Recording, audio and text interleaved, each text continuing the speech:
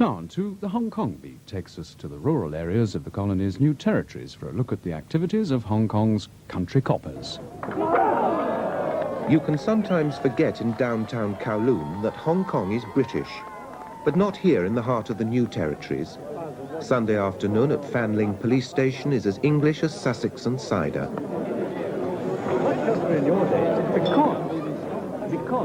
A curry lunch provided by the force's Pakistani contingent adds the perfect colonial flavour to cricket and cicadas.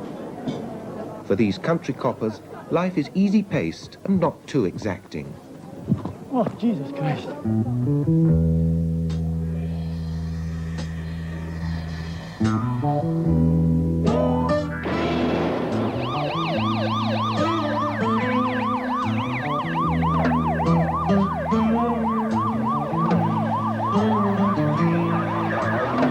Okay, let's go.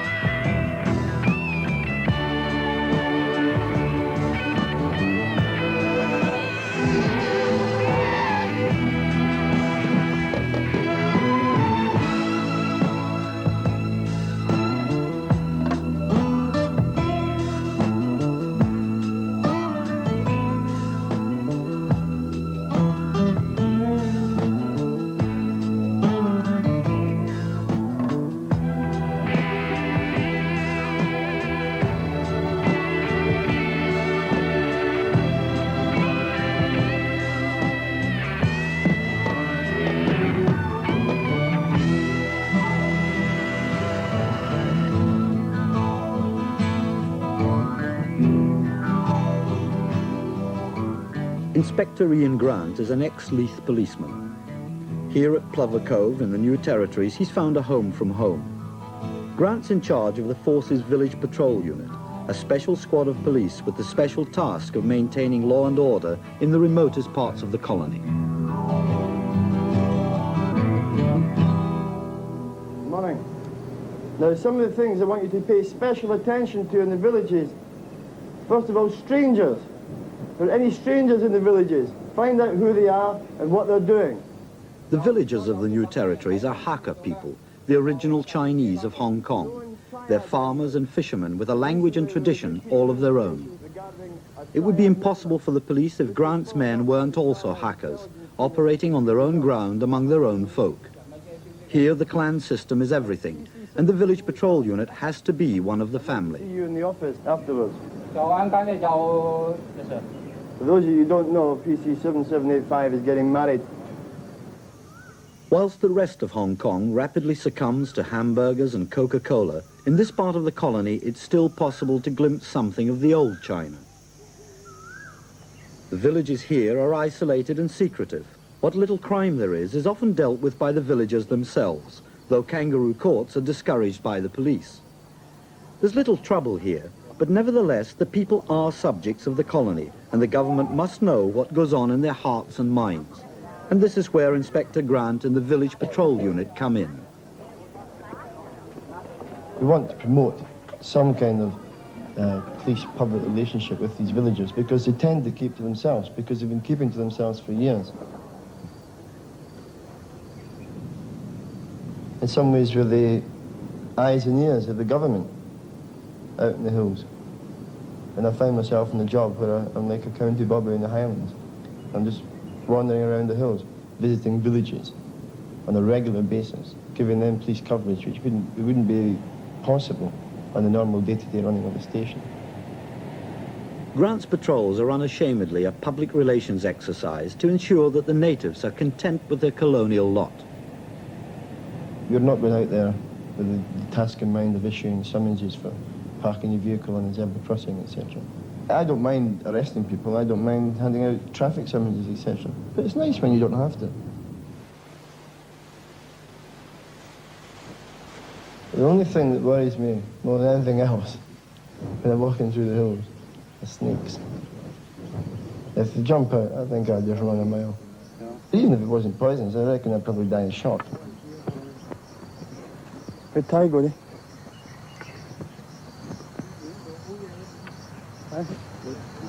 In the New Territories, there's a number of deserted villages. And this is just a general trend, because the majority of people in UK, mainly in the restaurant businesses, come from the New Territories. They're not from Kowloon or Hong Kong Island. Most of them are village people. So a deserted village, there are certain things that could happen there. There has been instances of heroin or dangerous drug manufacturing taking place in isolated spots. It's mainly isolated because of things like the smell, the chemicals, etc. If you did that, say, in a built-up area, it's certainly easier to locate and detect the offence. So a deserted village which wasn't policed would be an ideal spot for someone to start up a manufacturing den.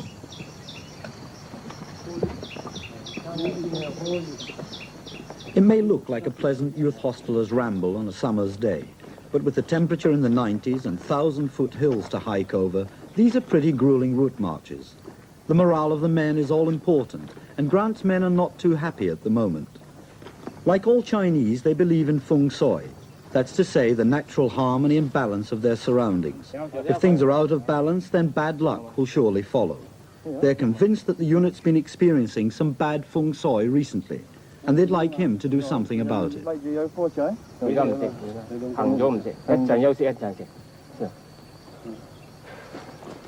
I think it's a very important part of the job to keep the men happy, because, let's face it, they're the guys on the ground.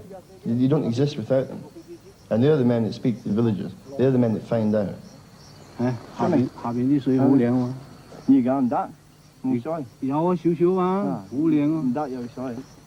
My lads are superstitious, like most Chinese are. The feng shui, which literally means wind and water, affects surroundings in individual places.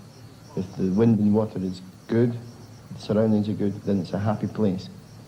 This station is a range of hills at the back, and the outline resembles an elephant, with not too much imagination.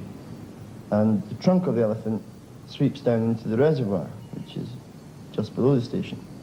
Therefore, the elephant with the trunk getting a drink, that's good feng shui, and it's a happy place. But recently, the Urban Services Department built a rubbish collection point outside the station. And unfortunately, this resembles a tiger. So the tiger in the same location as the elephant, well, they don't get on together. So therefore, it's not such a happy place. So therefore, the lads aren't too happy. And hopefully, if you can paint it, say, white, the tiger will disappear. The elephant's happy, the lads are happy, so I'm happy. There is, in fact, a chap up in Lok Machar, and he's got a fairly serious feng shui problem. There has been a suicide in the station. I don't know exactly what he's going to do about it. At Lok Machau, it is serious. No one will stand inside this sentry box since a policeman blew his brains out in it. The station's had an unprecedented run of bad luck, and there's a feeling that the place is jinxed and needs exorcising. The officer in charge is a worried man. Within a very short space of time, one of my sergeant's wife, the sergeant's wife died of cancer. Also, I had a PC at the age of 21 die of cancer, and also a PC on duty shot himself in the sentry box of the station.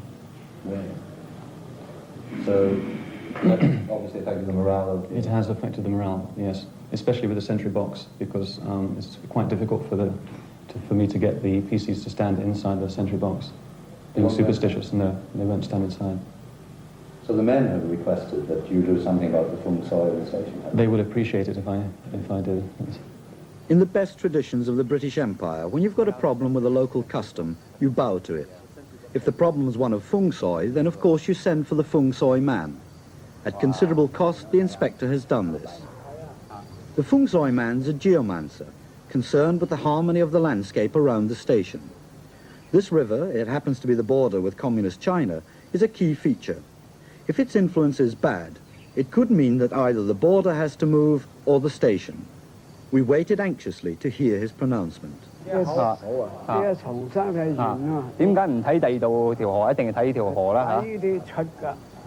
What he said is, standing up here, you can see the stream upstream down there and flowing down, which from his point of view, he thinks is very good to the station as a whole. So there's nothing wrong with the front of the station? No, nothing wrong. Completely nothing wrong. Okay? Should we proceed to see the hill? Yeah, 睇睇個山究竟係有咩？ It's a relief that the front of the station seems to be all right.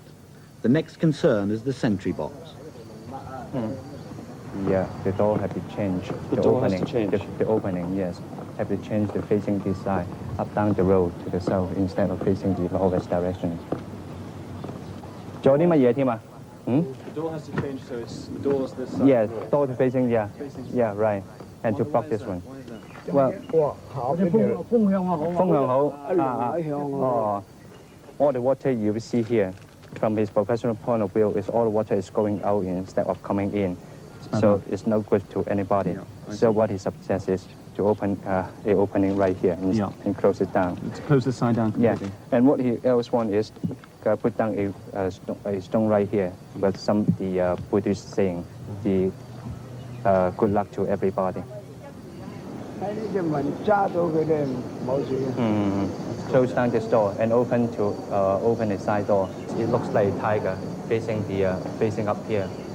係似咩？似老虎係白虎乜嘢？你意思係？係。What he said is, this house itself is just like a white tiger. Opening a door up here is just like facing the Republic every day and night, which is no good to the. The white tiger is bad news. Yeah. 交地咁多嘅。為咩事啊？係咪有咩原因㗎？What you recommend the height is 3 feet 6. Yes. Why is that? Well, it's based on his calculations. So that would be best position for this one day, and which will have the side effect on all of us. I see. All that's left is the inspector's office. It's important that he has good fortune, for if the boss is lucky, then everyone's lucky. What you want is have to know your date of birth, see what's your age according to the Tongseng, the Chinese calculation. Which year you? 1951. 51. What the 21st January 21st. 唔係1951年出世。哦，呢啲有咯，我啲中國人都27啦。Yeah, Chinese is calculation 27. Yeah, 1 year older. So I'm the year of the rabbit from this book, and what does he get from here now? Yeah, he's trying to. 唐明皇一出世啊，而家16啊。He's trying to get the right direction. There's some concern about the angle of the station commander's desk. 唔使幾多啊？幾多度啊？漏啲工作。 Move the desk around. Oh. Yep. Okay. All right. Yeah, that's okay. Being the OC at the station, it's quite important that my office is okay, because if the OC is okay, then the Fungsoi should be quite good. And you felt you weren't sitting in quite the right position? I wasn't sitting in quite the right position, so I moved it a few degrees. But until the other recommendations are carried out and the harmony of the station restored, no one's going to stand inside that sentry box. Civil harmony in the countryside of the new territories is important for the future. The area suffers badly from depopulation, and there's reluctance to develop it since the lease with Communist China expires in 1997. The mood of the villagers when that time comes could be crucial. How they fared under their British administrators may have a bearing on any negotiations for a new lease. So Inspector Grant's Village Patrol Unit, with its mission to foster good relations, may well be helping a long-term cause. Yeah, we'll do it today.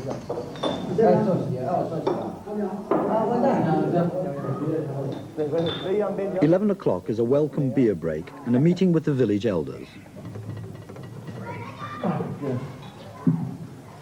So about the telephone, sir. The telephone starts next month, 30th of next month? The 1st of July. Yeah? Do you have any problems just now in the village? 即係有一條村要物嘅有咩請求喎？搬嚟啊嘛。請求還要你當係上帝就天台啊， TV. If you've got a telephone, it means that the next thing on the list maybe be a transmitter for the television. 就暫時幾點聽書台咧都幾時來安排都唔知啊。佢暫時咧就要聽翻嘅。We will tell the Linman Foot. And the next time the patrol comes, maybe a week later, when we have an answer from the Linman Foot, we'll tell you the answer. 佢都會同我哋做喎，做乜第錢咧或者人嘅時候。我要上將其手橋嘅祭頂喎。 Street lamps, like, could you take a note of that, Sam? Lunch for the patrol is with an old friend in another village.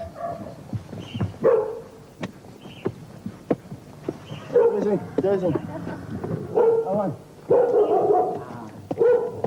He's Mr. Wan, the village representative, and it's important that he's given a lot of respect.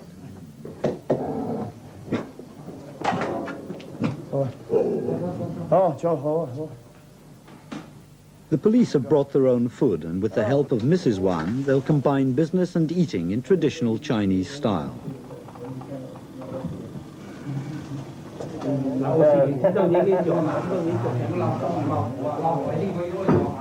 What about your son in Peterborough? His son in Peterborough, how is he doing? Has he written a letter to his son? 即係你冇下過先點樣咧就？下過。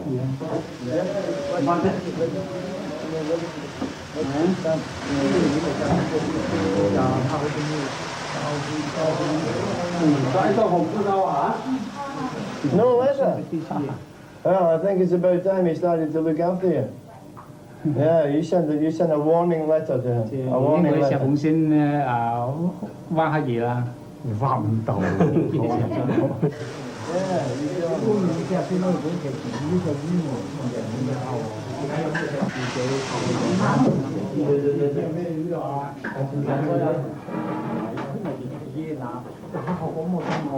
好像寫生前啦，生小病啊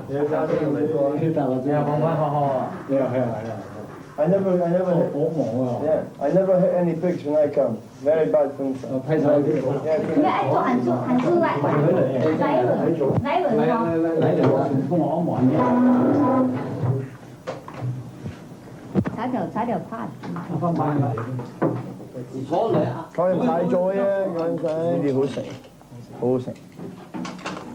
Not wild pig, is it? Mr. Wan is the village representative, but the village he represents has only 3 families living there. Like so many villages in the New Territories, Britain's takeaway Chinese restaurants have taken away most of the sons of this village. Well, the village representative here, Mr. Wan, he's got 3 sons and 2 daughters in England. Which one is your son in the photograph? Which one is your son? That's number 1. Number 1 son, number 2 son, and number 3 son. He was complaining earlier on that he hadn't heard from him since Chinese New Year. And what about this son? That's a very pretty daughter. He's only 18. Yeah. I'll have to come back on the Sunday when she's here. Can you go and get something?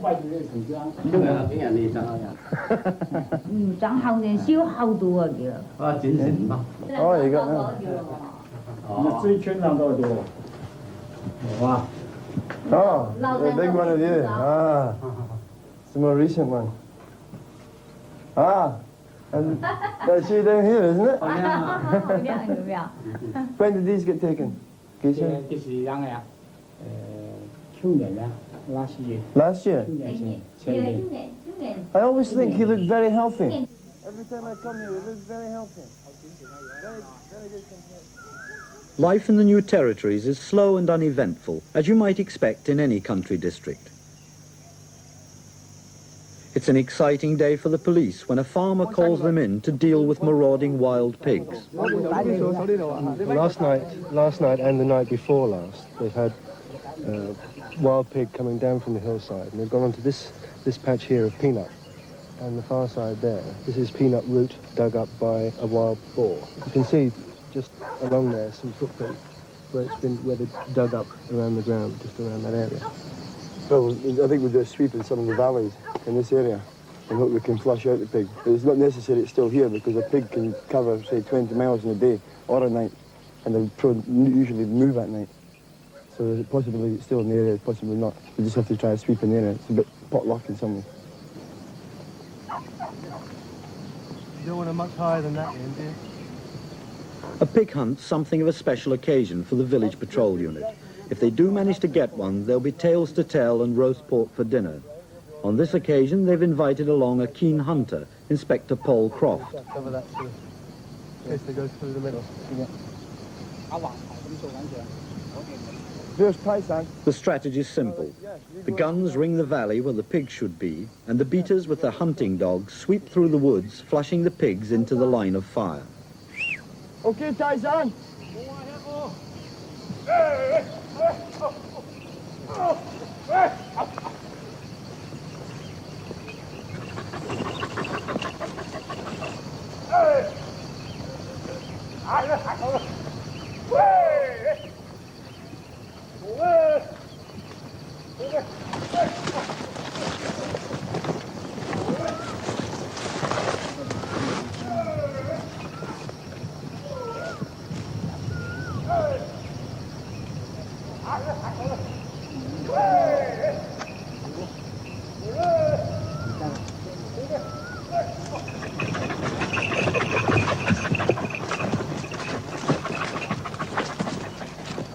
The hunt was a hot, sticky non-event. There wasn't a sign of pigs, and everyone was tired and disappointed. That's what I'm saying. The dogs, you have to stop it when they go on. What about the dogs? Are the dogs all right? They're too hot for the dogs. Well, it's very, very difficult in that area because it's the undergrowth is so thick and dense. It's up to your sort of neck. So even if you're in amongst it, you can only your vision is very limited. So the chances of getting an actual pig, it's got to run right at you, more or less. Because the problem again is the fact that we have to rely on... But there had been a remarkable incident. Although he's not aware of it as he talks to us, Inspector Croft had been bitten by a snake. That night he was rushed to hospital where he spent a week recovering. So by the time we get the report, really it's too late. Off duty, Grant's renowned for keeping an open house. Henry! Here's Henry. Look, go and have a bit. Look, there's a beer here. Henry, come and sit down. I recognise that. Grant's Garden is a favourite talking shop for friends like Detective Chris Sykes, Magistrate and Judge Henry Daniels, and his colleague, Magistrate Michael Rattigan. The tax is very low.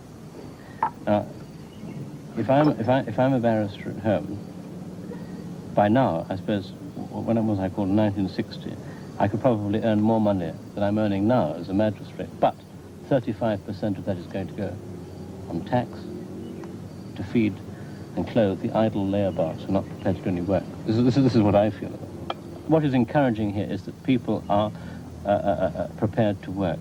They're prepared to work hard. And I met day in and day out men in their 70s who've never heard of social work. The only reason they're prepared to work is because they can make fast money and they can make lots of it. And that, let's face it, I mean, you've been here longer than I have.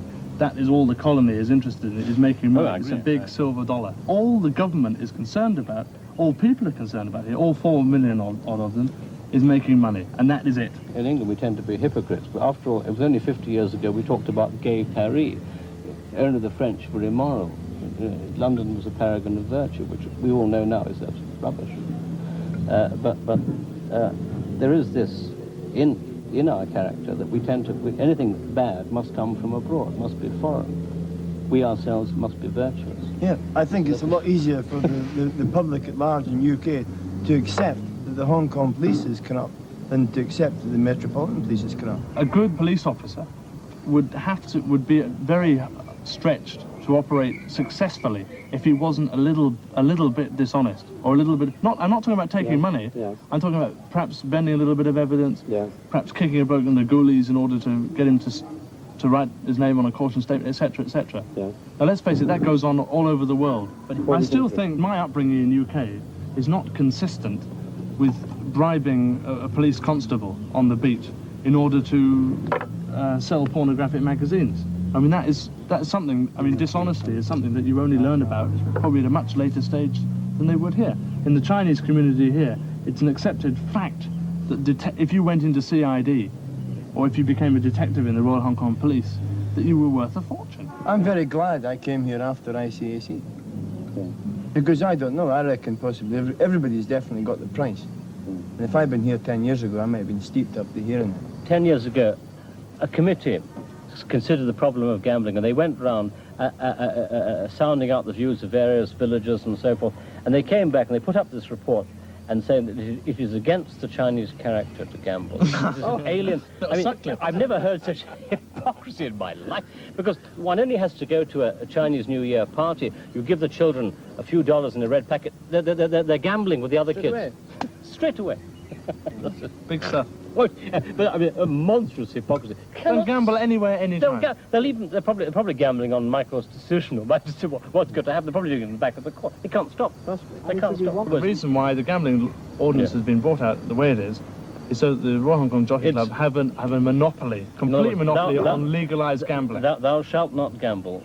Unless it's in through the Jockey Club. Except you Of course, the Jockey Club, which is government. Well, this is iniquitous. Isn't there a lobby against No, because most fortunately, when these cases come up, and these draconian penalties that they provide, they're made for the big gambling casinos in town. But sort of thing we have in the NT, some little wooden hut on a construction site where the workers gather together and have a game, and they spend a few dollars.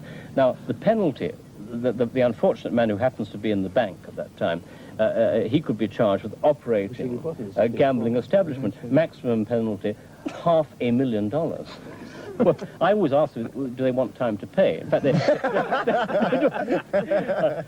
type of person, he normally ends up by paying $200. Well, in other words, we ignore that. I mean, but I do agree, you could have a case which would call for a fine of that nature. But obviously, it's been the Jockey Club are saying, by all means gamble, but gamble with us. Do not gamble outside. It's a sheer. We don't like. I'm very distrustful of it. So am I. But you realise in there. And Michael. But you're effectively saying that there's some kind of political connivance to definitely. Well, I mean, the Jockey Club is Hong Kong. It's like the Jockey Club, Jardine Matheson. Hong Kong and Shanghai Bank. Hong Kong. You cannot. I mean, you must not gamble except. With us. We must gamble. We won't do it. It's wicked. It's immoral.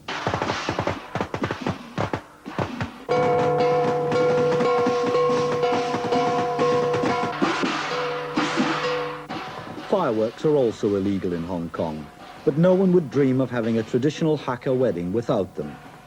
And of course it helps that the groom is PC 7785, one of Grant's village patrol unit.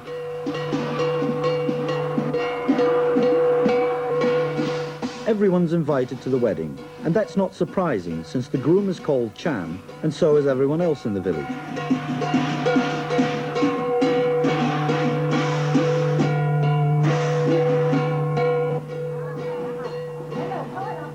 The ceremony has a casual air that makes it difficult to tell at what precise point the couple will become man and wife.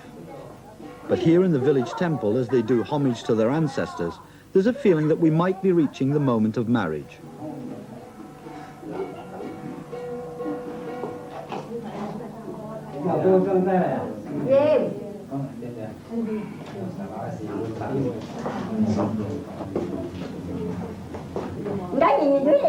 The problems of the past are burning away, and any evil forces who might threaten the couple's future are scared off with a salvo of those illegal fireworks.